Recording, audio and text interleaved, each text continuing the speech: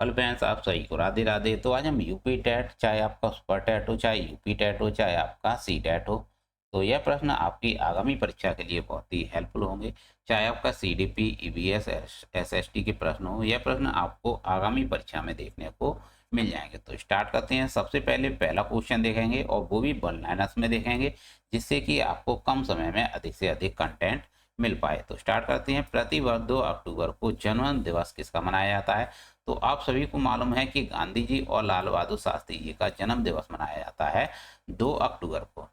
प्रवासीय भारतीय दिवस 9 जनवरी को प्रति वर्ष मनाया जाता है और यह 9 जनवरी 1915 की 9, क्योंकि 9 जनवरी 1915 को गांधी जी दक्षिण अफ्रीका से भारत वापस आए थे, इसीलिए प्रवासीय भारतीय दिवस 9 जनवरी को ही मनाया जाता है प्रति वर्ष।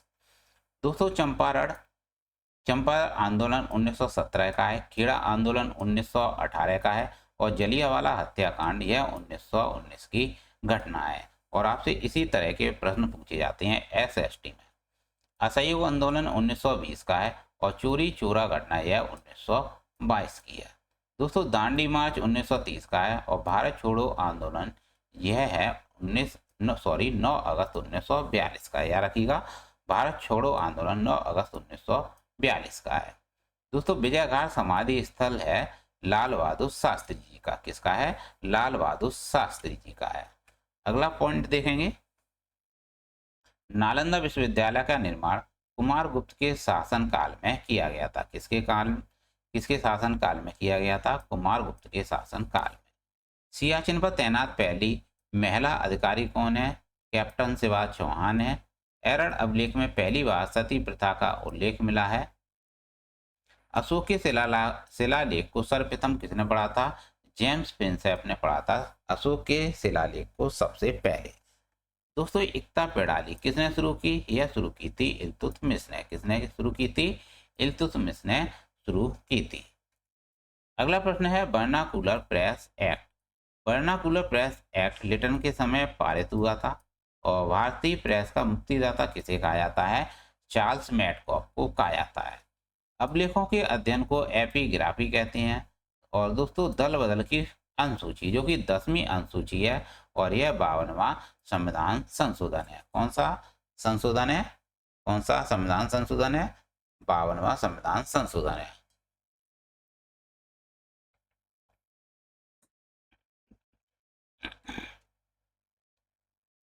पौधों में जल का अधिग्रहण किसके द्वारा होता है? जाइलम के द्वारा होता है। द्विबीजपत्री पौधे कौन कौन से होते हैं? सरसों, अरहर, मटर, चना। यह सारे के सारे द्विबीजपत्रीय पौधे होते हैं। ग्रीन हाउस गैस कौन कौन सी होती हैं? Carbon dioxide, nitrous oxide, methane और क्लोरोफ्लोरोकार्बन, जिसे CFC गैस कहते हैं। यह ग्रीन हाउस गैस कहलाती हैं। कौन सी बीमारी दूषित जल पीने से होती है? दोस्तों, राइट आंसर है टाइफाइड। इसका सही उत्तर है। आम पकाने में किसका प्रयोग किया जाता है? कैल्शियम कार्बाइड का किया जाता है।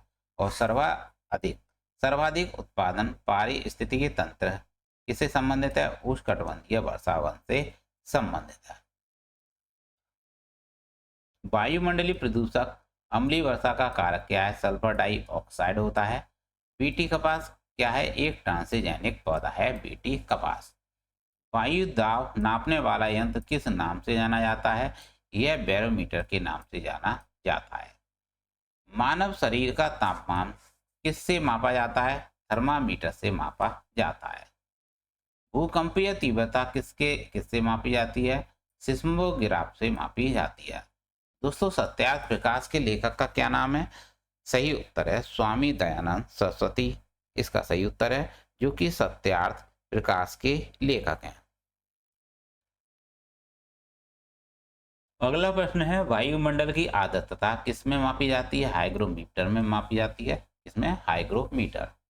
कौन सा प्रथम साहित्य स्रोत है? ऋग्वेद इसका राइट आंसर है। ऋग्वेद याद रखिएगा पहले साहित्य स्रोत है। वायुमंडल में 99% भाग पर गैस पाई जाती है। पूछा गया आपसे वायुमंडल में 99% भाग पर गैस पाई जाती है, कौन कौन सी गैसें पाई जाती हैं? तो राइट आंसर होगा आपका ऑक्सीजन और नाइट्रोजन इसका राइट आंसर है, जो कि 99% भाग पर गैस पाई जाती है वायुमंडल में। पर्यावरणीय अध्ययन में शैक्षणिक भ्रमण उद्देश्य क्या कहलाता है? छात्रों के लिए प्रत्यक्ष अनुभव कहलाता है। कारकीय रूप से शुष्क मिट्टी की विशेषता क्या होती है? लवणों की सांद्रता इसमें अधिक पाई जाती है। क्या पाई जाती है? लवणों की सांद्रता अधिक पाई जाती है। जापान की संसद को डाइट कहते हैं। वाल्मीकि राष्ट्रीय राष्ट्रीय उद्यान यह बिहार में स्थित है। कहाँ पर? बिहार में स्थित है। भारत में पहली रेल किसके कार्यकाल में शुरू हुई थी? डलहौजी के कार्यकाल में शुरू हुई थी। और कब हुई थी? 1853 में, जो कि मुंबई से ठाणे के मध्य चली थी। दोस्तों, पानी में घुलनशील विटामिन कौन सी हैं? तो आप इसे पता लगा सकते हो कि गई भैंस पानी में, यानी पानी में घुलनशील विटामिन कौन कौन सी हैं? विटामिन बी और सी इसका राइट आंसर है। वसा में घुलनशील vitamin vitamin A, vitamin D, vitamin E और विटामिन के है, जो कि वसा में घुलनशील विटामिन है। दोस्तों, संविधान सभा ने राष्ट्रीय गान को कब अपनाया था? राइट आंसर है 24 जनवरी 1950 को संविधान सभा ने राष्ट्रीय गान को अपनाया था। किसे? राष्ट्रीय गान को अपनाया। राष्ट्रीय गान किसके द्वारा रचित है? तो आप सभी को पता होगा कि राष्ट्रीय गान रविन्द्रनाथ टैगोर के द्वारा रचित है। टैगोर जी ने राष्ट्रीय गान को शीर्षक से प्रकाशित किया। भारत भाग्य विधाता, यानी भारत भाग्य विधाता के शीर्षक को प्रकाशित किया था टैगोर जी ने। पुष्कर मेला कहाँ आयोजित किया जाता है? प्रतिवर्ष अजमेर में आयोजित किया जाता है। और जैव मंडल का जैविक घटक क्या है? कवक होता है। और जैव मंडल का अजैविक घटक कौन कौन से होते हैं? जैव मंडल के अजैविक घटक होते हैं प्रोटीन रही, मृदा रही और फास्फोरस, जो कि जैव मंडल के अजैविक घटक हैं। अगला प्रश्न है, उत्पादक और उपभोक्ता की मृत्यु के बाद उनके शरीर का अपघटन कौन करता है? तो आप सभी को पता होगा कि जैविक घटक करते हैं। कौन? जैविक घटक करते हैं। दोस्तों, गिर शेर परियोजना कहाँ स्थित है? यह गुजरात में स्थित है। कहाँ पर? गुजरात में। एशियाई सिंहों का घर गिर अभ्यारण्य को कहा जाता है। किसे? गिर अभ्यारण्य को कहा जाता है। WWF से क्या आशा है? तो WWF की फुल फॉर्म होती है वर्ल्ड वाइल्ड लाइफ फंड, इसकी फुल फॉर्म होती है। विश्व वन्यजीव कोष की स्थापना 1961 में की गई थी। कब की गई थी? 1961 में हुई थी। विश्व वन्यजीव कोष का जो मुख्यालय है वह कहाँ पर है? सही उत्तर है ग्लैंड, स्विट्जरलैंड में स्थित है। विश्व वन्यजीव कोष का प्रतीक क्या है? पांडा है। और गंगा नदी कहाँ से निकलती है? आप सभी को पता है कि गंगोत्री ग्लेशियर से निकलती है, उत्तराखंड में। बांग्लादेश में गंगा नदी को पद्मा कहते हैं। और प्रदूषण मापन से संबंधित एजेंसी कौन सी है? केंद्रीय प्रदूषण नियंत्रण बोर्ड है। दोस्तों, अगला प्रश्न है, कोटोपैक्सी जागृत ज्वालामुखी कहाँ स्थित है? यह एंडीज पर्वतमाला पर स्थित है। कहाँ पर? एंडीज पर्वतमाला पर स्थित है। अगला प्रश्न है, ब्रह्मपुत्र नदी। ब्रह्मपुत्र नदी को तिब्बत में किस नाम से जाना जाता है? सांगपो नदी के नाम से जाना जाता है। माजुली द्वीप किस नदी पर स्थित है? यह ब्रह्मपुत्र नदी पर स्थित है। यानी कि माजुली द्वीप कहाँ पर स्थित है? ब्रह्मपुत्र नदी पर स्थित है। घास भूमि क्षेत्र के पारितंत्र की खाद्य श्रृंखला में सबसे उच्च स्तर के उपभोक्ता कौन से होते हैं? मांसाहारी होते हैं। कौन होते हैं? मांसाहारी होते हैं। वायुमंडल का प्रमुख स्तर जो पृथ्वी तल के नजदीक है उसे क्षोभ मंडल कहते हैं। जबकि मौसम संबंधी घटनाएं किस जैव मंडल में होती हैं? यह क्षोभ मंडल में ही होती हैं मौसम संबंधी घटनाएं। तो दोस्तों, ये सारे के सारे पॉइंट याद रखिएगा, बहुत ही महत्वपूर्ण है और यह प्रश्न आपसे पूछे जाएंगे। संयुक्त राष्ट्र सुरक्षा परिषद, संयुक्त राष्ट्र सुरक्षा परिषद में कितने स्थायी सदस्य हैं? स्थायी सदस्य हैं 5, अस्थायी सदस्य हैं 10 है 10। तो टोटल मिलाकर कितने हुए? 15 संयुक्त राष्ट्र सुरक्षा परिषद में सदस्य हैं। सरिस्का राष्ट्रीय उद्यान यह राजस्थान में स्थित है। पारिस्थितिक तंत्र में ऊर्जा का प्रमुख स्रोत सूर्य का प्रकाश हो जाता है, सूर्य का प्रकाश होता है। और एग मार्ग का संबंध किससे है? गुणवत्ता से होता है एग मार्ग का संबंध।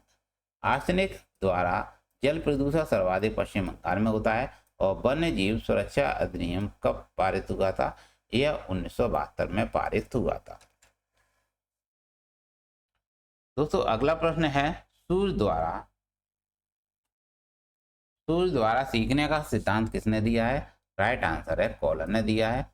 सीखने से संबंध प्रतिक्रिया सिद्धांत पर पावलोव ने प्रयोग किया था कुत्ते पर। मानसिक आयु का प्रत्यय दिया है विनय साइमन ने। अल्बर्ट बंडूरा सिद्धांत से संबंधित हैं सामाजिक अधिगम सिद्धांत से। क्रिया प्रसूत अनुकूलन सिद्धांत का प्रतिपादन स्किनर साहब ने किया है। और स्किनर ने किस पर प्रयोग कर सीखने का सिद्धांत दिया है? चूहे पर इसका राइट आंसर है। कॉलर ने सूझ का सिद्धांत किस पर प्रयोग किया था? बंदर पर किया था। और प्राप्तांक बहुधा सबसे अधिक बार आता है बहुलक में। प्याजे मुख्य रूप से किस नाम से जाने जाते हैं? किस रूप से जाने जाते हैं? संज्ञानात्मक विकास के नाम से जाने जाते हैं। क्रोध व भय किसके प्रकार हैं? संवेग के प्रकार हैं। दूसरे व्यक्ति के बाह्य व्यवहार की नकल क्या कहलाती है? अनुकरण कहलाती है। और टर्मन के अनुसार 90 से 100 बुद्धि लब्धि वाला बालक सामान्य बुद्धि वाला कहलाता है। क्या कहलाता है? टर्मन के अनुसार 90 से 100 बुद्धि लब्धि वाला बालक सामान्य बुद्धि वाला कहलाता है। तो दोस्तों ये थे यूपी टेट, चाहे आपका सुपर टेट हो, चाहे आपका